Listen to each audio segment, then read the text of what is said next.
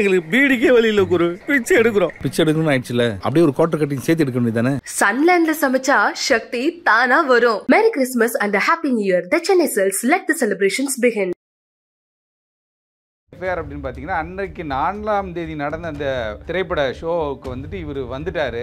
வரும்போது இவர் என்ன பண்றாருன்னு கேட்டீங்கன்னா, முன்னெச்சரிக்கையாக காவல்துறைக்கு தெரிவிக்கல, யாருக்குமே தெரிவிக்காதனால அவர் வந்ததுனால அதிகப்படியான கிரௌட் வந்துருச்சு அப்படின்னு சொல்லிட்டு அவர் கூட இருந்த அந்த டீம், அந்த செக்யூரிட்டி டீம்னு அவருக்கு ஒரு டீம் வச்சிருந்திருக்காரு. அவங்க மேலே எஃப்ஐஆர், தேட்டருக்கார மேலே எஃப்ஐஆர், எல்லாரும் மேலே எஃப்ஐஆரை போட்டு என்ன பண்றாங்கன்னா அதில் ஒரு 7 பேரை கைதும் பண்றாங்க.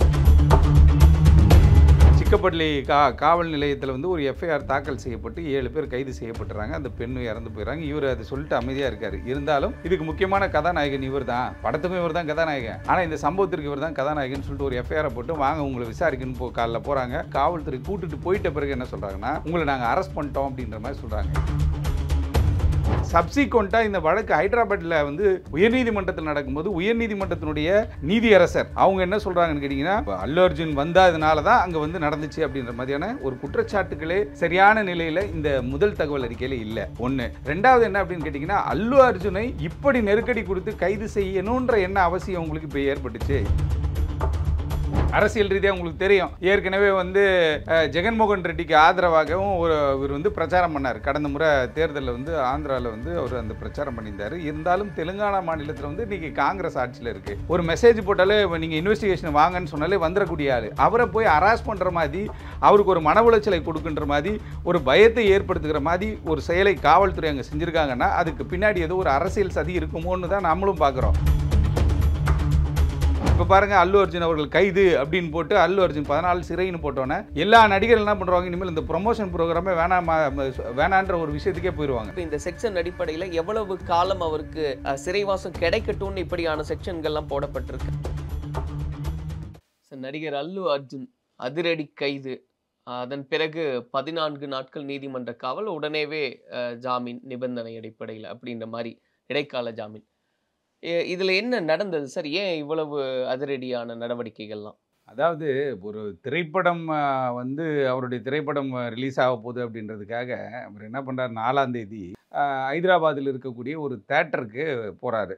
தேட்டருக்கு போய் என்ன பண்ண, எல்லா நடிகர்களும் அது மாதிரி ப்ரமோட் பண்ணுறதுக்காக போவாங்க. நம்ம தமிழ்நாட்டு நடிகர்களும் அவருடைய படம் வருகிறதுன்னும் போது அதற்கான முன்னேற்பாடுகள்லாம் பண்ணுவாங்க. அதாவது படம் நல்லா ஓடணும் அப்படின்னு ப்ரொமோக்காக பல விஷயங்கள் பண்ணுவாங்க. அப்படி ஒரு விஷயத்தை தான் அல்லு அர்ஜுன் பண்ணார். ஏற்கனவே பார்த்தீங்க அப்படின்னா இந்த புஷ்பா திரைப்படம் வந்து ஃபஸ்ட்டு பார்ட் வரும்பொழுது அது மிகப்பெரிய வரவேற்பை வந்து மக்கள் மத்தியில் பெற்றதுனால இந்த செகண்ட் பார்ட் அப்படின்றது வந்து ஒரு பெரிய லெவலில் இருக்கும் அப்படின்றது தான் அவங்களுடைய கணிப்பு. அதே நேரத்தில் அல்லு அர்ஜுன் வந்து முக்கியமான ஒரு கதாநாயகனாக அந்த படத்தில் இருக்கார். அவர் நிறைய படங்கள் பண்ணியிருந்தாலும் கூட இந்த புஷ்பா வந்து இந்திய அளவில் ஒரு பேன் இண்டியா மூவியாக அது எடுக்கப்பட்டுச்சு.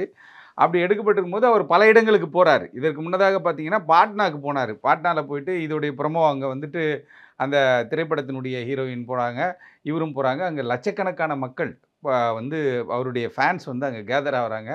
காவல்துறை என்ன பண்ணுறாங்கன்னா, இந்த கூட்டத்தை கட்டுப்படுத்த முடியாமல் லட்டி சார்ஜ் பண்ணுறாங்க, எல்லோரும் அடித்து ஓட விடுறாங்க. அப்படி ஒரு சூழல் ஏற்பட்டுச்சு. அதற்கு பிறகு தான் இவர் என்ன பண்ணுறாருன்னா, இந்த படம் ரிலீஸ் ஆகிறதுக்கு முன்னாடி வந்து ஒரு ஷோ எப்பயுமே வைப்பாங்க, இந்த ரசிகர்களுக்கு ஒரு ஷோ வைப்பாங்க. அது மாதிரி இருக்கும்பொழுது இந்த ஹைதராபாத்தில் இருக்கக்கூடிய தேட்டரில் போயிட்டு இவர் அந்த நிகழ்ச்சியில் கலந்துக்கிறது வந்து திடீர்னு, அதாவது அதிகாரப்பூர்வமாக இல்லை அப்படின்றத காவல்துறையுடைய விஷயம். பார்த்திங்கன்னா சிக்கட்பள்ளி காவல் நிலையத்தில் தான் வந்து எஃப்ஐஆர் போடப்பட்டிருக்குது. அது வந்து section 105 and 1181 of BNS act. அதில் வந்து இந்த எஃப்ஐஆர் வந்து ஃபைல் பண்ணாங்க. என்ன எஃப்ஐஆர் அப்படின்னு பார்த்தீங்கன்னா, அன்றைக்கு 4ஆம் தேதி நடந்த அந்த திரைப்பட ஷோவுக்கு வந்துட்டு இவர் வந்துட்டார். வரும்போது இவர் என்ன பண்ணுறாருன்னு கேட்டிங்கன்னா, முன்னெச்சரிக்கையாக காவல்துறைக்கு தெரிவிக்கல, யாருக்குமே தெரிவிக்காதனால அவர் வந்ததுனால அதிகப்படியான க்ரௌட் வந்துருச்சு அப்படின்னு சொல்லிட்டு அவர் கூட இருந்த அந்த டீமு, அந்த செக்யூரிட்டி டீம்னு அவருக்கு ஒரு டீம் வச்சுருந்துருக்காரு. அவங்க மேலே எஃப்ஐஆர், தேட்டருக்கார மேலே எஃப்ஐஆர், எல்லார் மேலே எஃப்ஐஆரை போட்டு என்ன பண்ணுறாங்கன்னா அதில் ஒரு 7 பேரை கைதும் பண்ணுறாங்க. காவல்துறை என்ன பண்ணுறாங்க, 7 பேரையும் கைதும் பண்ணுறாங்க. இத்தனைக்கும் வந்து அரசியல் ரீதியாக உங்களுக்கு தெரியும், ஏற்கனவே வந்து ஜெகன்மோகன் ரெட்டிக்கு ஆதரவாகவும் இவர் வந்து பிரச்சாரம் பண்ணார். கடந்த முறை தேர்தலில் வந்து ஆந்திராவில் வந்து அவர் அந்த பிரச்சாரம் பண்ணியிருந்தார். இருந்தாலும் தெலுங்கானா மாநிலத்தில் வந்து இன்றைக்கி காங்கிரஸ் ஆட்சியில் இருக்குது. பட் ஆனால் ஏதோ ஒரு விதமான ஒரு அழுத்தம் ஏற்பட்டிருக்கு. ஏன்னா இந்த படத்தை பொறுத்தவரையில் ஏற்கனவே முதல் படம் பெரிய வரவேற்பு பெற்றதுனால முதல் பார்ட்டு இப்போ இந்த 2வது பார்ட்டு புஷ்பா வந்து ஒரு பெரிய வரவேற்பை பெற்றதுனாலையும் அல்லு அர்ஜுனா வந்துட்டு இன்றைக்கி பேன் இண்டியா ஹீரோவாக பார்க்கப்பட்டாருன்னும் போது இதில் பின்னாடி ஏதோ ஒரு அரசியலோ ஒரு அழுத்தமோ இருக்கிற காரணத்தினால தான் இவர் மேலே என்ன பண்ணுறாங்கன்னா ஒரு எஃப்ஐஆரை போடுறாங்க. அப்படி இருந்து இவர் ஃப்ரீயாக தான் இருந்தார். பட் ஆனால் இன்றைக்கி காலையில் காவல்துறை நேரடியாக அவர் வீட்டுக்கு போகிறாங்க. போயிட்டு என்ன சொல்கிறாங்கன்னா, இன்றைக்கி 4ஆம் தேதி நடந்த விஷயம் 4ஆம் தேதி நடந்த இந்த ஸ்டாம்பீடுன்னு சொல்லக்கூடிய அந்த தள்ளுமுள்ளில் வந்துட்டு ஒரு பெண் இறந்து போனாங்க. அந்த வழக்கில் ஏற்கனவே 7 பேரை நாங்கள் கைது செய்திருக்கிறோம். அதனால் அந்த வழக்கு சம்மந்தமாக உங்ககிட்ட விசாரிக்கணும் அப்படின்றாங்க. அவரும் வந்து உங்களுக்கு தெரியுமா தெரியல எனக்கு தெரியல. அல்லு அர்ஜுனை வந்து பக்காவாக இங்கே சென்னையில் வளர்ந்தவர். சென்னைக்காரனே அவர் நம்ம சொல்லலாம். அது மாதிரி ஏற்கனவே நடுவில் கூட அவர் சொன்னார், எல்லாருமே வந்து தமிழ் பேசுவதற்கு வந்து வெட்கப்படக்கூடாது. நம்ம வேறு மாநிலத்தில் இருந்தாலும் கூட தமிழை நம்ம எல்லாரும் பேசணும் அப்படின்ற மாதிரி சொன்னார். ஒரு குவாலிட்டியான மனிதர், அதெல்லாம் மாற்றுக்கிறது. அவருடைய தொழிலை அவர் செய்கிறார். ஆனால் காவல்துறை என்ன பண்ணுறாங்கன்னா, இந்த எஃப்ஐஆரில் இருக்கக்கூடிய இன்க்ரீடியன்ஸை பார்க்கும்பொழுது என்ன தெரியுது அப்படின்னு கேட்டால், அல்லு அர்ஜுன் அவர்கள் வந்து எந்தவித தகவல்களையும் காவல்துறைக்கு தெரிவிக்காமல் திடீர்னு வந்ததுனால அங்கே ஒரு குழப்பம் ஏற்பட்டதாகவும், அவருடைய செக்யூரிட்டி ஆஃபீஸராக இருக்கட்டும் யாருமே வந்து முறையாக வந்து அங்கே செயல்படலை. அதனால் வந்து அந்த பெண் இறந்து விட்டாங்க, தள்ளுமுள்ளில் ஒரு பெண் இறந்துட்டாங்கன்றாங்க. உடனே அல்லு அர்ஜுன் வந்து இது ஒரு துரதிர்ஷ்டமான ஒரு சம்பவம், இதற்கு நான் வருத்தம் தெரிவிக்கிறேன். அதுவும் இல்லாமல் என்ன பண்ணுறேன்னு கேட்டிங்கன்னா, அந்த இறந்து போன பெண்ணுக்கு வந்து 25 லட்சம் ரூபாய் பணத்தை கொடுக்குறேன் அப்படின்ற மாதிரி ஒரு அறிவிப்பும் ஒரு அறிக்கையும் அவர் வெளியிடுறாரு. பல திரை நட்சத்திரங்களும் என்ன சொல்கிறாங்கன்னா, இது மாதிரி வந்து படத்தை வந்து படமாக பாருங்கள், பைத்தியகாரத்தனமாக போகாதீங்க. ஏன்னா நிறைய உங்களுக்கு தெரியும், ஒரு 20 படம் 30 படம் நடித்தோன்னா நான் தான் நாட்டினுடைய தலைவர்னு சொல்லக்கூடிய ஒரு சூழல் ஏற்பட்டுக்கிட்டு இருக்கும் பொழுது இவங்களும் என்ன பண்ணுறாங்கன்னா, இது மாதிரியான விஷயங்களை ஏன்னா பாட்னா சம்பவமே வந்து பெருசாக பேசப்பட்டுச்சு. பாட்னாவில் எந்த அரசியல் கட்சிக்கும் வராத கூட்டம், எந்த விதமான மாநாட்டுக்கு வராத கூட்டம், எந்த விதமான கோயில் குளங்களுக்கு வராத கூட்டம், இந்த புஷ்பா படத்திற்கு ப்ரமோஷனுக்கு அப்படி ஒரு மாபெரும் கூட்டம். எத்தனை லட்சம் பேர் வந்தானே தெரில, அவ்வளோ பேர் சொல்கிறாங்க. 40 லட்சம்ன்றான் ஒருத்தவங்க, 30 லட்சம்ன்றான். இப்படி ஒரு க்ரௌடை வந்து பாட்னாவில் இவங்க காட்டிட்டாங்க. அதற்கு பிறகு தான் வந்து இந்த சம்பவம் நடந்தோடனே இந்த பெண் இறந்து போகிறாங்க. இறந்து போனோன்னே காவல்துறை உடனே வந்து அந்த சிக்கப்பள்ளி காவல் நிலையத்தில் வந்து ஒரு எஃப்ஐஆர் தாக்கல் செய்யப்பட்டு 7 பேர் கைது செய்யப்பட்டுறாங்க. அந்த பெண்ணும் இறந்து போயிடறாங்க. இவர் அதை சொல்லிட்டு அமைதியாக இருக்கார். இருந்தாலும் இதுக்கு முக்கியமான கதாநாயகன் இவர் தான், படத்துக்கும் இவர் தான் கதாநாயகன். ஆனால் இந்த சம்பவத்திற்கு இவர் தான் கதாநாயகன் சொல்லிட்டு ஒரு எஃப்ஐஆரை போட்டு வாங்க உங்களை விசாரிக்கணும்னு காலைல போகிறாங்க. இவர் காஃபி குடிச்சிட்டு ரொம்ப கேஷுவலாக அதை வந்து டீல் பண்ணுறாரு. ஏன்னா அவருக்கு எல்லாமே தெரியும், ஒரு லெவலுக்கு மேலே போச்சு அப்படின்னா அதை எப்படி ஹேண்டில் பண்ணணும் அவங்களுக்கு தெரியும். ஏன்னா ஒரு சமுதாயத்தில் ஒரு முக்கியமான இடத்துல இருக்கக்கூடிய ஒரு ஆள். அப்படி இருக்கும்போது காவல்துறைக்கு அவர் சரியான முறையில் ஒத்துழைப்பு கொடுக்குறாரு. காவல்துறை கூட்டுட்டு போயிட்ட பிறகு என்ன சொல்கிறாங்கன்னா, உங்களை நாங்கள் அரெஸ்ட் பண்ணிட்டோம் அப்படின்ற மாதிரி சொல்கிறாங்க. ஏன்னு கேட்டால், ஏற்கனவே அதாவது இப்போ இந்த கிரிமினல் கேஸை பொறுத்த வரைக்கும் ஒரு குவாஷ் பெட்டிஷன் நம்ம போட்டிருக்கோம். இவர் வந்து ஒரு குவாஷ் பெட்டிஷன் ஒன்று ஃபைல் பண்ணியிருந்தார். இந்த எஃப்ஐஆரை வந்து நீங்கள் என் பேர் சேர்த்துருக்காங்க, அந்த எஃப்ஐஆரில் என் பேரை சேர்த்தது தவறு அப்படின்னு சொல்லிட்டு எஃப்ஐஆரை குவாஷ் பண்ணுங்கள், ரத்து செய்யுங்க அப்படின்னு சொல்லிட்டு ஹைதராபாத் உயர்நீதிமன்றத்தில் ஒரு வழக்கு தாக்கல் செய்திருந்தார். அப்படி ஒரு குவாஷ் பெட்டிஷன் போட்டிருக்கும் பொழுது ஆன்டிசிபேட்டரி பெயிலில் இல்லாத பொழுது நம்ம என்ன பண்ணணும் கேட்டால், அப்படி பெட்டிஷன் போட்டால் ஏன்னா கோவர்சிவாக எப்படி வேணால் போலீஸ் நடவடிக்கை எடுக்கலாம். நம்ம வந்து பெரிய பிக் ஷாட்டு, பெரிய திரை நட்சத்திரம், அதனால் நம்மக்கிட்ட வரமாட்டாங்க அப்படின்ற மாதிரியான ஒரு அசால்ட்டாக அவர் நினச்ச காரணத்தினால காவல்துறை அவரை செக்யூர் பண்ணி கொண்டு போகிறாங்க. ஆனால் அவரை செக்யூர் பண்ணதாகவே அவருக்கு தெரியல. செக்யூர் இந்த சென்ஸ் ஒரு குற்றவாளியை கைது செய்கிற மாதிரி அவரை நாசுக்காக பேசி கூட்டு போகிறாங்க. கூட்டு போன பிறகு காவல்துறை உங்களை நாங்கள் கைது செய்துட்டோம் அப்படின்ற மாதிரி சொல்கிறாங்க. ஒரு மெஜிஸ்ட்ரேட்டுக்கிட்டையும் கொண்டு போய் அவர் 14 நாள் வந்து அவரை வந்து சைமல்டேனியஸாக அந்த குவாஷ் பெட்டிஷன் இன்றைக்கி தான் வருது ஹைதராபாத் உயர்நீதிமன்றத்தில். இதுதான் இந்த வழக்கு, அந்த குவாஷும் வருது. ஒரு பக்கம் இவர் வந்துட்டு என்ன பண்ணுறாங்கன்னா, கீழமை நீதிமன்ற ஜுடிஷியல் மேஜிஸ்ட்ரேட்டை கூட்டு போகும்போது 14 நாள் வந்து இவரை ரிமாண்ட் பண்ணலாம் அப்படின்ற மாதிரி ஒரு விஷயத்தை அவங்க சொல்கிறாங்க. ஏன்னா நீதிமன்றங்களும் வந்து பார்த்திங்கன்னா எப்பயும் பேப்பரை பார்த்து தான் அவங்க நடவடிக்கை எடுக்க முடியும். எஃப்ஐஆரை பார்க்குறாங்க, ஆல்ரெடி அக்யூஸ்ட் 7 பேர் அரெஸ்ட் ஆகிருக்கிறாங்க, ஒரு பெண் இறந்துருக்கிறாங்க அப்படின்ற மாதிரி இவங்க ஒரு முடிவு பண்ணுறாங்க. சப்சிக்வெண்ட்டாக இந்த வழக்கு ஹைதராபாத்தில் வந்து உயர்நீதிமன்றத்தில் நடக்கும்போது உயர்நீதிமன்றத்தினுடைய நீதியரசர் அவங்க என்ன சொல்கிறாங்கன்னு கேட்டிங்கன்னா, ஜூவாடி ஸ்ரீதேவி அப்படின்னு சொல்லிட்டு ஆனரபிள் ஜஸ்டிஸ் அவங்க முன்னாடி தான் இந்த வழக்கு வருது.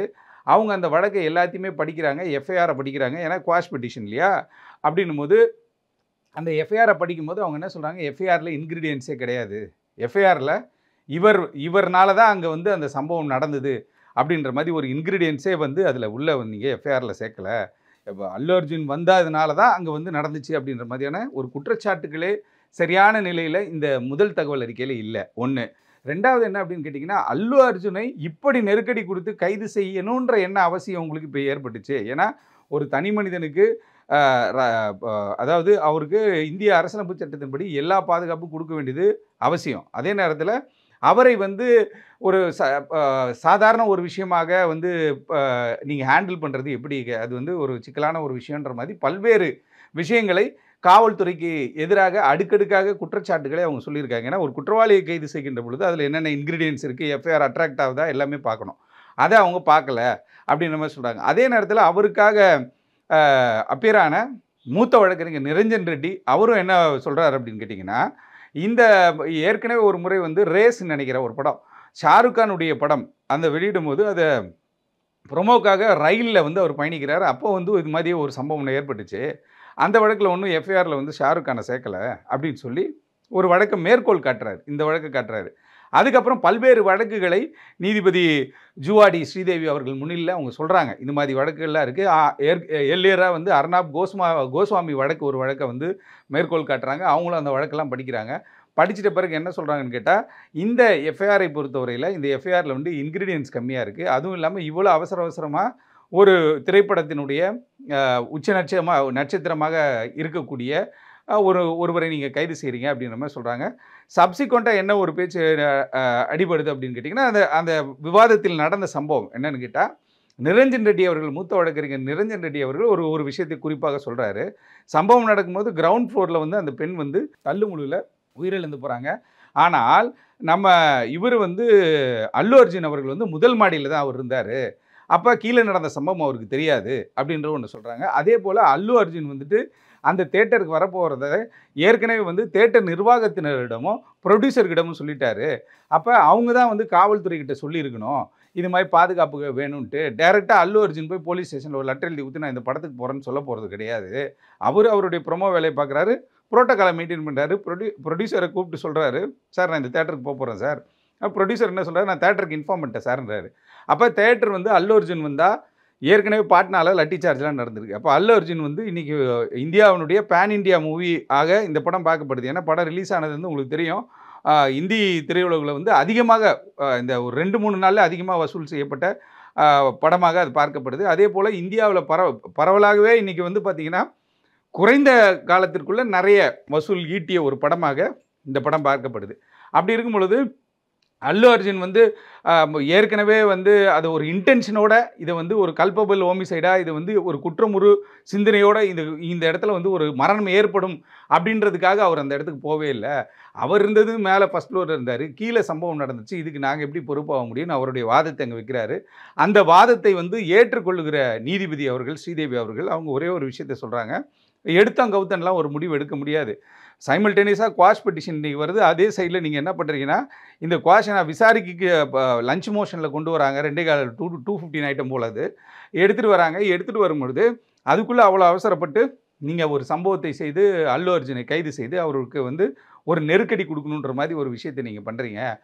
ஏற்கனவே ஒரு வழக்கு அப்படின்னு சொல்லி அர்னாப் கோஸ்வாமியோட வழக்கை அவங்க மேற்கோள் காட்டி அந்த வழக்கின் அடிப்படையில் இந்த குறிப்பிட்ட குவாஷ் அப்ளிகேஷன் அவர் ஃபைல் பண்ணியிருக்கிறதுல இன்டீரியம் பெயில் அப்ளிகேஷனும் இருக்குது. ஆகவே இன்டீரியம் பெயில் இடைக்கால ஜாமீனாக 4 வாரம் அவருக்கு ஜாமீன் கொடுக்குறேன் அப்படின்னு சொல்லி அவர் இப்போ கைது செய்யப்பட்ட ஒரு நிலையில் தான் அவர் இருக்கார். இருந்தபோது எப்படி நம்ம ஒரு அக்யூஸ்ட் கைது செய்யப்பட்டால் நம்ம எப்படி பாண்டு கொடுப்போம், சிறைத்துறைக்கு எப்படி தகவல் தெரிவிப்போமோ அது மாதிரி பாண்டெல்லாம் நீங்கள் கொடுத்து தான் நீங்கள் என்ன பண்ண ஷூரிட்டி ஃபர்னிஷ் பண்ணி தான் அவரை கூட்டு போக முடியும் அப்படின்ற மாதிரி ஒரு உத்தரவு போட்டிருக்காங்க. அதன் அடிப்படையில் அவர் வந்து பாண்டு ஷூரிட்டி எல்லாமே அவங்க இன்றைக்கி வந்து கொடுத்து அவர் வந்து அடுத்த கட்டமாக இந்த வழக்கு 4 வாரத்துக்குள்ளே வந்து இந்த குவாஷ் பெட்டிஷன் பெண்டிங்கில் இருக்குது. அப்போ இதில் வந்து ரோலே இல்லைன்ற மாதிரி சொல்லிட்டாங்க. ஏற்கனவே ஷாருக் கானுடைய வழக்கை சொல்கிறாங்க, அர்னாப் கோஸ்வாமி வழக்கை சொல்கிறாங்க, பல்வேறு வழக்குகளை மேற்கோள் காட்டுறதுனால அந்த மேற்கோள்களின் அடிப்படையிலையும் வழக்கினுடைய வெயிட் ஆஃப் தி கேஸ் அப்படின்னு பார்க்கும்பொழுது இந்த வழக்கில் வந்துட்டு இவர் வித் இன்டென்ஷனோட போனாரா, அங்கே ஒரு மரணம் ஏற்பட போகுது அப்படின்னும் போது அல்லு அர்ஜுன் அந்த ஸ்பாட்டுக்கு போனாரா அப்படின்னு பார்க்கும்போது கிடையாது. அப்படி இருக்கும்போது அல்லு அர்ஜுனுடைய கைது வந்து இப்போ தேவையற்ற ஒரு கைதாக தான் நான் பார்க்குறேன். அதனால் நான் இன்டீரியம் பெயில் கொடுக்குறேன் அப்படின்ற மாதிரி அவங்க கொடுத்துருக்காங்க. 4 வீக்ஸுக்கு வந்து அவர் ஃப்ரீயாக இருக்கலாம். அதுக்குள்ளே வந்து அவங்களுடைய வழக்கறிஞர்கள் அதை வந்து முறைப்படுத்தி அந்த வழக்கை எப்படி கொண்டு போகணுன்ற மாதிரி கொண்டு போவாங்க. இது வந்து ஒரு பரபரப்பாக பேசப்படுகிற காரணம் என்னவென்றால் திரைப்படம் சிறப்பாக போயிட்டுருக்கு. இவருக்கு அரசியல் உங்களுக்கு தெரியும், ஜெகன்மோகன் ரெட்டி அவர்களுக்கு வந்து இவர் ஒரு சில வேட்பாளருக்கு அவர் பிரச்சாரம் பண்ணார். அதன் அடிப்படையில் அரசியல் ரீதியாக ஏதாவது ஒரு அழுத்தம் இருக்கிறதா, இல்லை அங்கே யார் கூடயாவது வந்து தெலுங்கானா மாநிலத்தில் மூத்த அரசியல்வாதிகளோடு ஏதோ ஒரு அரசியல் புரசாக ஏதோ பிரச்சனை ஏற்பட்டிருக்குமா என்னன்னு தெரியல. அதனால தான் அவர் வந்து இப்படி டார்கெட் செய்யப்பட்டு இந்த ஒரு ஸ்டாம்பீடு வழக்கு, இந்த ஒரு வழக்கில் வந்து ஏற்கனவே யாராவது ஒருத்தர் கூட கைது பண்ணலாங்க அப்படின்னா பாருங்கள், 7 பேர் அரெஸ்ட் பண்ணி ஜெயிலுக்கு அனுப்பிச்சி விட்டாங்க, 7 பேரும் சிறைக்குள்ளே இருக்காங்க. அப்படி இருக்கும் பொழுது மெயினாக இருக்கக்கூடிய இவர் வந்ததுனால தான் இதாச்சு, இவர் போலீஸுக்கு சொல்லலை அப்படின்ற ஒரு குற்றச்சாட்டை எடுத்துகிட்டு வராங்க. எஃப்ஐஆரில் இன்கிரீடியன்ஸ் சரியாக இல்லை அப்படின்னு சொல்லி மேலும் விசாரணை இருக்கிறது காரணத்தினால இந்த 4 வரையான போலீஸ்கிட்ட வந்து அவங்க ரிப்ளை கேட்பாங்க. இப்போ தானே சொல்லியிருக்காங்க, நீதியரசர் இப்போ சொல்லியிருக்காங்க, இதெல்லாம் இல்லைங்க சரியா, நீங்கள் எனக்கு அதுக்கு விளக்கம் கொடுங்க, கவுண்டர் ஃபைல் பண்ணுங்கள் அப்படின்னு சொல்லி கவுண்டர் ஃபைல் பண்ண சொல்லியிருப்பாங்க. கவுண்டர் ஃபைல் பண்ணி 4 வீக்ஸ் டைம் போடுறாங்க. 4 வீக்ஸில் அவர் எதுவுமே பண்ணக்கூடாதுன்ற மாதிரி சொல்லியிருக்காங்க. இப்போ இதில் நிறைய பேர் அவங்களுடைய கண்டனங்களை தெரியப்படுத்தியிருக்காங்க சார். நீங்கள் சொன்ன மாதிரி ஜெகன்மோகன் ரெட்டியும் வந்து சொல்லியிருக்காரு, இந்த மாதிரி இந்த கைது நடவடிக்கைன்றது கண்டிக்கக்கூடியது, எந்த விதத்தில் இது மேலே வந்து கிரிமினல் வழக்காக போட முடியுன்ற கேள்வி அவர் முன்வைக்கிறார். நிறைய பேருடைய கேள்வி அதுவாக தான் இருக்குது. ஏன்னா நேரடியாக எப்படி அவர் மேலே ஒரு குற்றத்தை சுமத்த முடியும்னு. இப்போ இவர் மேலே போட்டு இருக்கக்கூடிய அந்த வழக்குகள், அந்த செக்ஷன் அப்படின்றது எந்த அளவுக்கு வீரியமானதாக இருக்கும், ஒருவேளை இதன்படி தண்டனைனா எந்த அளவுக்கு தண்டனை இருக்கு? இல்லை, அதாவது இந்த வழக்கை வந்து குவாஷ் பண்ணுற லெவலுக்கு அவங்க போயிட்டாங்க. இந்த வழக்கை பொறுத்தவரையிலும் இந்த வழக்கில் அல்லு அர்ஜுன் அவர்களை வந்து தண்டிக்கவோ அவருக்கு வந்து சிறை தண்டனை வாங்கி கொடுக்குறதோ வந்து ரொம்ப சிரமமான ஒரு விஷயந்தான். ஏன்னா இந்த ஸ்டெப் அவங்க இப்போ குவாஷ் அப்ளிகேஷன் வரும்போது இவங்க போய் அரெஸ்ட் பண்ணுன்ற மாதிரி போயிட்டாங்க. 4ஆம் தேதி நடந்த சம்பவம், இன்றைக்கி நம்ம 13ஆம் தேதியில் இருக்கோம். 7-8 நாள் ஆகிப்போச்சு. 7-8 நாள் ஆன பிறகு 7-8 நாள் அவர் அங்கேயே தான் இருக்கார், அவர் வீட்டில் தான் இருக்கார், அவர் ஹைதராபாத்தில் தான் இருக்கார். அப்போ இந்த குவாஷ் அப்ளிகேஷன் வரும்போது எஃப்ஐஆர் என்டையராக இவங்க வந்து காலி பண்ண போகிறாங்க. ஏன்னா ஒரு வழக்கில் 8 பேர் இருக்காங்கன்னு வச்சுக்கோங்களேன், இவரோட சேர்த்து 8 பேர்னு வச்சுக்கோங்க. ஒருத்தர் அதை குவாஷ் பண்ணிட்டாங்கன்னா அந்த 7 பேருக்குமே அது ஒரு பெரிய வழி வகுத்து கொடுத்துரும். அப்போ காவல்துறை என்ன நினைக்கிறாங்கன்னா, இவ்வளோ கஷ்டப்பட்டு நம்ம செக்யூர் பண்ணியிருக்கோம், ஏன்னா இவரோட செக்யூரிட்டி பர்சனல், தேட்டர் சம்மந்தப்பட்ட ஆட்கள் இப்படின்னு ஒரு 7-8 பேர், ஏன்னா அங்கே லட்சக்கணக்கான ஆட்கள் வந்து கூட்டிட்டாங்க. ஒரு தேட்டர்னும் போது தேட்டர் நிர்வாகம் என்ன பண்ணோம், இதை உடனே வெளியில் சொல்லி டிவிலே ஒரு ஸ்லைடு ஒன்று போட்டு அல்லு அர்ஜுன் இந்த தேட்டருக்கு வராருங்க இப்படி இருக்குங்கன்னு சொன்னால் போலீஸ் ஆட்டோமேட்டிக்காக வந்துட போகிறாங்க. இப்போ ஏதோ ஒரு விஷயத்தில் அவங்களுக்கு கன்வே பண்ணியிருக்கோம். அப்படின்னும் போது இது 100% தேட்டர் சைட்லையும் ப்ரொடக்ஷன் சைட்லையும் நடந்த ஒரு மிஸ்டேக்கு. ஏற்கனவே வந்து நிறைய முன்னுதாரணங்கள் இருக்குது திரைப்படத்துறையில். ஷாருக் கானுடைய வழக்கு கூட பார்த்தீங்கன்னா அந்த ரேஸ் படத்தில் வந்து அவரை குற்றவாளியை சேர்க்கவும் சேர்க்கலை. ஏன்னு கேட்டால் அது அவர் ப்ரமோஷனுக்காகவே போகிறார், அவர் சொல்லிகிட்டே போகிறார், என் படத்துக்கு நான் ப்ரொமோட் பண்ணுறதுக்காக தான் இந்த ரயிலே போகிறேன்றாரு. அங்கே இதே மாதிரி ஒரு சம்பவம் ஏற்பட்டது. ஆனால் இப்போ வந்து என்ன பண்ணுறாங்க, 105 and 1181 ஆஃப் பிஎன்எஸ்ல வந்து இவங்க நடவடிக்கை எடுக்க முடியுமான்னு பார்த்தா எடுக்க முடியாது. ஏன்னா அதில் வந்து அங்கே இருக்கிற அந்த வழக்கை பொறுத்த வரைக்கும் மற்ற ஆட்கள் மேலே வேணால், ஏன்னா இவங்க தகவல் சொல்லிட்டோன்னு ஒரு மூத்த வழக்கறிஞர் சொல்கிறாரு.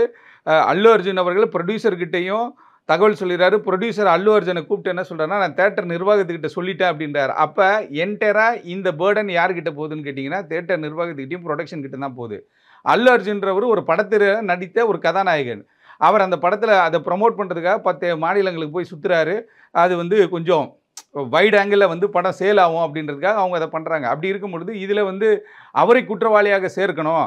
அப்போ இந்த 105, 118 போட்டு அவருக்கு வந்து ஒரு ஆண்டு காலம் சிறை தண்டனை, இல்லை 2 ஆண்டு காலம் சிறை தண்டனை கிடைக்கிற மாதிரி ஒரு வாய்ப்பு கிடைக்குமான்னு பார்க்குறாங்க. ஆனால் நீதியரசர் வந்து அந்த இன்கிரீடியன்ஸே தப்பாக இருக்குது, எஃப்ஐஆரில் நீங்கள் சொல்கிற இடத்துல அல்லு அர்ஜுனால தான் இந்த கொலை நடந்ததுன்னு எங்கேயா ஒரு இடத்துல காட்டுங்கன்ற மாதிரி ஒரு கேள்வி எழுப்பியிருக்கிறாங்க. பலருக்கும் வந்து இது கண்டனத்தை பல சினிமா நட்சத்திரங்களாக இருக்கட்டும், சொன்ன மாதிரி ஜெகன்மோகன் ரெட்டியாக இருக்கட்டும், எல்லாருமே கண்டனம் தெரிவிப்பதுக்கு காரணம் என்ன கேட்டால், இவ்வளோ அவசரமாக அல்லு அர்ஜுன் வந்து ஒரு ஃபெமிலியரான ஆள் கூப்பிட்டு ஒரு 41 நோட்டீஸ் கொடுத்தாலே அவர் வந்துட போகிறாரு. ஒரு நோட்டீஸ் கொடுத்தாலே அவர் வந்துட போகிறார். ஏன்னா உச்சநீதிமன்றம் பல்வேறு அருணேஷ்குமார் வழக்குலேயே அவங்க உச்சநீதிமன்றம் தெளிவாக என்ன சொல்கிறாங்க அப்படின்னு கேட்டால், 7 ஆண்டு சிறை தண்டனை கீழே இருக்கிற வழக்குகளில் நீங்கள் என்ன பண்ணலாம் அப்படின்னு கேட்டிங்கன்னா சம்மன் அனுப்புங்க அப்படின்றாங்க. அப்படின்னும் பொழுது அந்த அரெஸ்ட் எதை வந்து பூர்த்தி செய்கிறது? இப்போ ஒரு குறிப்பிட்ட நபரை கைது செய்வதால் 7 ஆண்டு சிறை தண்டனை கீழே ஒரு நபர் இருக்கார், அந்த நபரை நீங்கள் கைது செய்கின்ற பொழுது அது எந்த விதையில் ஒரு திருப்தியை உங்களுக்கு கொடுக்க போகுது? அது என்ன ஸ்கோர் பண்ண போகிறீங்க நீங்கள் இதில்? அப்போ அந்த வழக்கு நீங்கள் முடிச்சிடுறீங்களா அப்படின்ற மாதிரியான கேள்வியெல்லாம் உச்சநீதிமன்றம் கேட்டிருந்தாங்க. அப்படி இருக்கும் பொழுது ஒரு செலிபிரிட்டி கூப்பிட்டாலே வரக்கூடிய ஆள் ஒரு மெசேஜ் போட்டாலே நீங்கள் இன்வெஸ்டிகேஷன் வாங்கன்னு சொன்னாலே வந்துடக்கூடிய ஆள். அவரை போய் ஹராஸ் பண்ணுற மாதிரி, அவருக்கு ஒரு மன உளைச்சலை கொடுக்குன்ற மாதிரி, ஒரு பயத்தை ஏற்படுத்துகிற மாதிரி ஒரு செயலை காவல்துறை அங்கே செஞ்சுருக்காங்கன்னா அதுக்கு பின்னாடி ஏதோ ஒரு அரசியல் சதி இருக்குமோன்னு தான் நம்மளும் பார்க்குறோம். ஏன்னு கேட்டால் அவர் வந்து ஜஸ்ட் லைக் அதாவது ஹேபிச்சுவல் அஃபண்டரோ தொடர்ச்சியாக கொலை வழக்கிலையோ குற்ற வழக்கிலையோ ஈடுபட்ட ஆள் கிடையாது. மற்ற 7 பேரை பிடிச்சிருக்காங்க அப்படின்னா 7 பேரும் இவர் கூட பயணித்தவர்கள் கிடையாது. 7 பேர் செக்யூரிட்டியாக இருக்கிறவங்க அந்த இடத்துல இருந்திருக்காங்க. செக்யூரிட்டி பர்சன்ன்றவங்க அன்றைக்கி ஒரு 2000 3000 ஃபீஸ் கிடைக்குன்றதுக்காக போகிற ஆட்கள் தானே தவிர, அதில் குறிப்பாக இவரையும் அவங்களோட அக்யூஸ் ஆக்கி இவர் இன்றைக்கி இரவு அவரை சிறையில் தள்ளிடணும் அப்படின்னு நினைச்சது வந்து ஒரு சட்டவிரோதமான ஒரு விஷயம் அப்படின்றது தான் இன்றைக்கி நீதியரசர் சொல்லியிருக்காங்க. ஏற்கனவே வந்து இந்த வழக்கு உயர்நீதிமன்றத்தில் நிலுவையில் இருக்கிற காரணத்தினால உயர்நீதிமன்றம் ஒரு இன்டீரியம் பெயில் கொடுத்து அதிலேயே ஒரு விஷயத்தை சொல்கிறாங்க. யூஸ்வலாக நீங்கள் எப்படி ஒரு பெயில் அப்ளிகேஷனை வந்து ட்ரீட் பண்ணுவீங்களோ அதே மாதிரி ஷூரிட்டி கொடுத்து நீங்கள் அவரை வெளியில் கொண்டு வந்துக்கலாம் அப்படின்ற மாதிரியான ஒரு வார்த்தை போட்டிருக்காங்க. 4 வீக்ஸில் வந்துட்டு இவங்க ரிப்ளை கொடுப்பாங்க. அந்த 4 வீக்ஸ் ரிப்ளையில் சாட்டிஸ்ஃபை ஆச்சுன்னா அவங்க என்ன பண்ணுவாங்க அப்படின்னு கேட்டால் அடுத்த கட்டத்திற்கு போவாங்க. என்ன கேட்டால் அதை குவாஷ் பண்ணுறதா, இல்லை நீங்கள் வந்து உங்களுக்கு இது பெயில் கொடுத்துட்றேன், நீங்கள் வந்து ட்ரையலை பார்த்துக்கோங்க அப்படின்ற மாதிரி சொல்ல போகிறாங்களான்றது வந்து அடுத்த கட்ட விசாரணையின் முடிவில் தான் நமக்கு தெரியும். அதுவரை நம்ம பொறுத்திருந்து தான் பார்க்கணும். அந்த குடும்பத்தாரும் அந்த கம்ப்ளைண்ட் கொடுத்தனால தான் இவ்வளோ சிவியரா இருக்குது அப்படின்ற விஷயங்கள்லாம் பேசுகிறாங்க. உண்மையிலேயே அந்த இழப்பீட்டு தொகையெல்லாம் அவங்களுக்கு போய் சேர்ந்ததா? இப்போ உண்மையாக பாதிக்கப்பட்ட அந்த குடும்பத்தினுடைய நிலை என்னவா இருக்கும் சார்? அதாவது சினிமாவை நம்ம வந்து இப்போ சினிமாவை போய் பார்த்துட்டு வந்துட்டால் பிரச்சனை கிடையாது சார். இப்போ இவர் அல்லு அர்ஜுன் வந்து எல்லாருக்கும் ஃபோன் போட்டு நீங்களாம் வந்துருங்க தேட்டருக்குன்னு சொல்ல போகிறது கிடையாது. அவர் ஒரு செலிபிரிட்டி, அவர் வரதான் செய்வார். அப்படின்னும் பொழுது அந்த பெண்ணுடைய மரணம் ஏற்றுக்கொள்ள முடியாத ஒரு மரணம் தான். ஏன்னு கேட்டால் இங்கே நம்ம தமிழகத்தில் பார்க்குறதோட 100 மடங்கு ரசிகர்கள் பட்டாளம் வந்து அங்கே எல்லாருக்குமே வருவாங்க. நடிகர் பாலகிருஷ்ணா அவர்களுக்கு வரும் பாருங்க கூட்டம், பயங்கரமான கூட்டம். நடிகர் மகேஷ் அவர்களுக்கு வரும் பாருங்க கூட்டம், அந்த மாதிரியான கூட்டம். இன்றைக்கும் சிரஞ்சீவி களத்தில் இறங்கி நின்னார்னா அவருக்கு ஒரு கூட்டம் வரும். அவர் ஒரு மாநாடு நடத்தினார், 50 லட்சம் பேர் வந்துட்டான்டான் அந்த மாநாட்டில் அவர் கட்சியை ஆரம்பிக்கும் பொழுது. நாகார்ஜுனா அவர்களுக்கும் சரி, நாகார்ஜுனா அவர் மகன் இருக்கார் பார்த்தீங்களா, அவர் போனாலும் அப்படி வந்து பார்த்தீங்கன்னா இங்கே ஜூனியர் என்டிஆர் இவர்கள்லாம் பார்த்தீங்கன்னா அங்கே உச்ச நட்சத்திரம் சார்.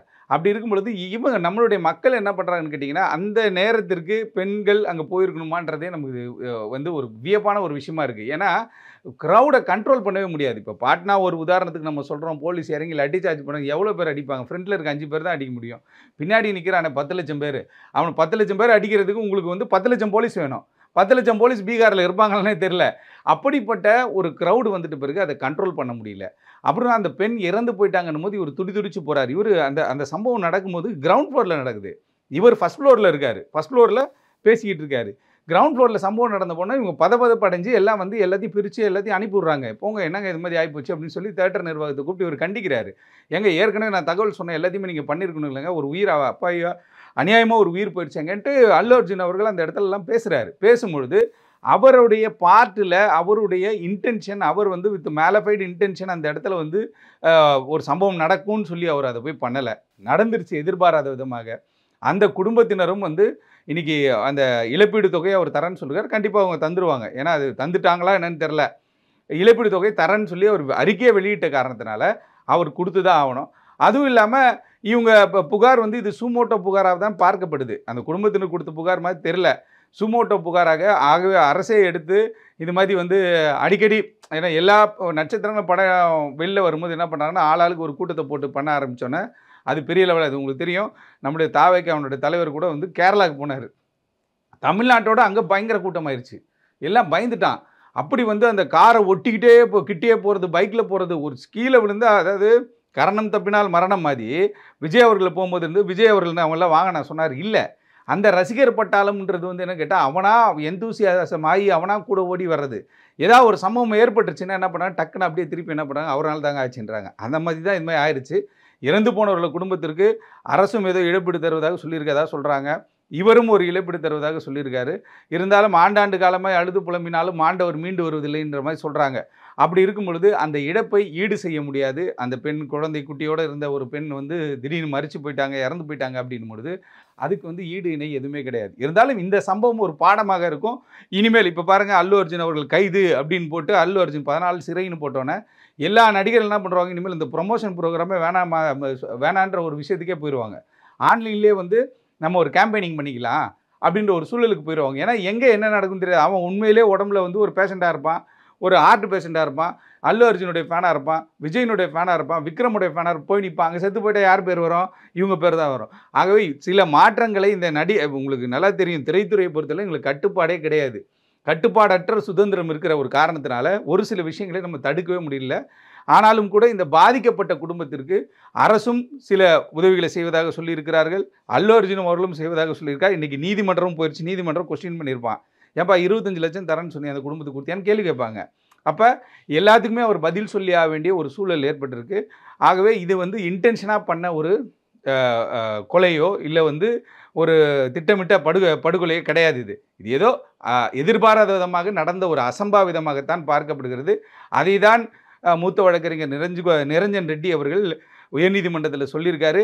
அதை அக்செப்ட் பண்ணி இன்றைக்கி என்ன பண்ணியிருக்கான்னு கேட்டால், கோஸ்வாமியோடைய நம்ம அர்னாப் கோஸ்வாமி இருக்கார் இல்லையா, அவருடைய வழக்கை மேற்கோள் காட்டி அவர்கள் விடுதலை கொடுத்துருக்காங்க. இனியாவது திரைப்பட நடிகர்கள் இப்படிப்பட்ட மெகாவா படம் பேன் இண்டியா மூவிஸ் எடுக்கின்ற பொழுது அதை திட்டமிட்டு சரியான முறையில் பண்ணி மக்களுக்கு எந்தவித இடையூறும் ஏற்படாமல், ஏன்னா மக்களோட பணம் தாங்க அவங்க கையில் இருக்குது அப்படின்னும் பொழுது அதை ரொம்ப தெளிவாக செய்யணும் அப்படின்னு சொல்லி கேட்டுக்கொள்கிறோம். ஆனால் நிறைவாக கேட்க விரும்பக்கூடிய கேள்வி அப்படின்றது, இப்போ இந்த செக்ஷன் அடிப்படையில் எவ்வளவு காலம் அவருக்கு சிறைவாசம் கிடைக்கட்டும்னு இப்படியான செக்ஷன்கள்லாம் போடப்பட்டிருக்கு. அவங்களுடைய எதிர்பார்ப்பு என்னவா இருக்குது? ஏன்னா நீங்கள் சொல்லிட்டீங்க நிச்சயமாக அவர் விடுதலை தான் அடைய போகிறாருன்னு. ஆனால் நோக்கம் என்னவா இருக்குது இந்த செக்ஷனோடது? இல்லை, இந்த செக்ஷனோட நோக்கம் என்னன்னு கேட்டிங்கன்னா, திட்டமிட்டு ஒருவர் மரணிக்க போகிறாங்கன்னு தெரிஞ்சு ஒரு விஷயத்தை இவங்க பண்ணதாக அவங்க சொல்கிறாங்க. இந்த 105லையும் 118 அதன்படி ஒரு தண்டனைனா எவ்வளோ? அதன்படி தண்டனை திட்டமிட்டு பண்ணுறதுனா, நான் நாளைக்கு 10 பேர் கூட்டமாக வருவாங்க, அந்த கூட்டத்தில் போய்ட்டு நம்ம காரை விட்டு கொண்டுடுறோம். இப்போ நெக்லிஜென்ட் டிரைவ்லாம் இருக்கு இல்லையா, அதெல்லாம் என்னென்னு கேட்டிங்கன்னா அந்த மாதிரி ஒரு கணக்கை தான் இவங்க கொண்டு வராங்க. நெக்லிஜென்சி தான் சொல்கிறாங்க. இந்த கவனக்குறைவாக செயல்பட்டதனால் ஒரு உயிர் இழந்து விட்டது அப்படின்ற மாதிரி சொல்கிறாங்க. அப்படி கவனக்குறைவாக ஒரு உயிர் இழந்து விட்டுச்சுன்னா அந்த வழக்கின் அடிப்படையிலும் சாட்சிகளின் அடிப்படையிலும் அவங்களுக்கு 3 ஆண்டுகள் வரையும் நம்ம சிறை தண்டனை வாங்கி கொடுக்கலாம். அதில் மாற்றுக்கிறது கிடையாது. ஆனால் அந்த வழக்கில் இருக்கக்கூடிய சாட்சிகள், அந்த எஃப்ஐஆருடைய கண்டென்ட்டு, இது எல்லாமே அந்த 105யும் 118 என்ன பண்ணுங்கன்னா ஃபுல்ஃபில் பண்ணோம். அப்படி ஃபுல்ஃபில் பண்ணாத பட்சத்தில் இவங்க டக்குன்னு இன்றைக்கே சொல்லிட்டாங்களே, ஏற்கனவே இது மாதிரி ஒரு சம்பவம் நடந்துச்சு.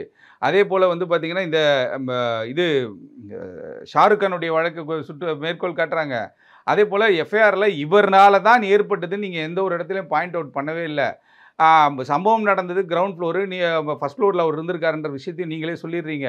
அப்படி இருக்கும் பொழுது இவருக்கு எப்படி இவர் ஒரு பொறுப்புள்ள ஆள், ஒரு திரை நட்சத்திரம், ஒரு படத்திற்கு இப்போ குறிப்பாக புஷ்பா படத்திற்கு பார்ட் 2க்கு ஒரு 300 கோடி ரூபாய் சம்பளம் வாங்கினார்ன்ற ஒரு பேச்சு அடிபட்டு கொண்டு இருக்கிறது. அப்படி அப்போ ஒரு ஐடி கட்டக்கூடிய ஆள், ஒரு முக்கியமான ஒரு இடத்துல சொசைட்டியில் பேன் இண்டியா மூவியில் நடிக்கிறார். இன்றைக்கி இந்தியாவில் இருக்கக்கூடிய எத்தனையோ ஹீரோக்களில் முக்கியமான ஒரு ஹீரோவாக அல்லு அர்ஜுன் பார்க்கப்படுகிறார். அப்படி இருக்கும்போது அல்லு அர்ஜுனை அவருடைய புகழுக்கு களங்கம் ஏற்படுத்தி விட வேண்டும், எப்படியாவது இந்த 3 வருஷம் சிறை தண்டனை இல்லை 4 வருஷம் சிறை தண்டனைன்னு அதை ப்ரூவ் பண்ணி ஏதாவது ஒன்று ட்ரை பண்ணுறதுக்காக ட்ரை பண்ணாங்க. இருந்தாலும் கூட நீதிமன்றங்கள்னு என்ன கேட்டால் எஃப்ஐஆர் ஸ்டேஜில் நீங்கள் என்ன வேணால் பண்ணிக்கலாம். இப்போ இந்த ரிமாண்டுக்கெலாம் கொண்டு போகிறாங்களா, நிறைய வழக்கில் நம்ம பார்க்குறோம். அந்த குற்ற செயல் சம்பவம் நடக்கும்போது கூட இருந்தாருன்னு வெட்டினவன் ஒருத்தன் அவன் ஓடி போயிட்டு இருப்பான், கூட நின்று தான் பாருங்கள், அவனை கூட்டு போய் உள்ளே தள்ளி விட்டுறது. அந்த மாதிரி ஒரு சம்பவத்தை தான் இவங்க ட்ரை பண்ணுறாங்க. இருந்தாலும் நீதிமன்றங்கள், உயர் நீதிமன்றங்கள் எவ்வளோ தெளிவாக அந்த நீதியரசர் ஜுவாடி ஸ்ரீதேவி அவர்கள் தெளிவாக பார்த்து என்ன சொல்கிறாங்கன்னு கேட்டிங்கன்னா, எஃப்ஐஆரில் சம்பவமே இல்லை, எஃப்ஐஆரில் அல்லு அர்ஜுனுக்கு ரோலே கிடையாது, ரோல் ஆஃப் த அக்யூஸ்டு தான் ஒவ்வொரு குற்ற சம்பவங்களில் முக்கியம்.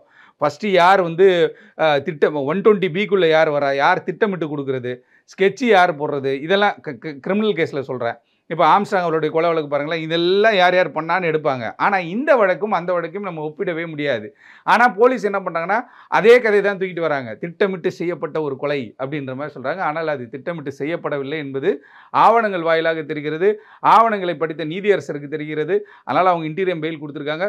இனியும் இது மாதிரி ஸ்டெப்ஸ் எடுக்கும் பொழுது நான் உயர் அதிகாரிகளோட கன்சல்ட் பண்ணி இது மாதிரிலாம் இருக்குது, இது செட் ஆகுமா, செட் ஆகுது. ஏன்னா எவ்வளோ பேர் எஃப்ஐஆரை பார்ப்பாங்க, எஃப்ஐஆரில் கதை வருதா அப்படின்னு பார்த்து, ஏப்பா இதில் கதையே வரல, இது போனால் அசிங்கமாயிடும்பா அப்படின்னு சொல்லி திருப்பி கூப்பிட்டுருக்கணும். ஆனால் இப்போ கோர்ட் வரையும் போய் கோர்ட்டே என்ன சொல்லிட்டாங்கன்னா, இதில் சப்ஜெக்டே இல்லை, இது ஏன் போய் அவரை பிடிச்சிங்க, அவருக்கு எல்லா ரைட்டும் இருக்கியா, அவர் ஒரு சொசைட்டியில் முக்கியமான ஆளியா அப்படின்ற மாதிரி காவல்துறையை கண்டித்து தான் இன்னைக்கு நீதிமன்றம் அனுப்பியிருக்கிறது. எங்களுக்கு பீடிக்கே வழியில் குரு, பிச்சை எடுக்கணும்னு ஆயிடுச்சுல, அப்படியே ஒரு குவார்டர் கட்டிங் சேர்த்து எடுக்க வேண்டியதானே. சன்லேண்ட்ல சமைச்சா சக்தி தானா வரும். Merry Christmas and happy new year. The Chennai Silks, let the celebrations begin.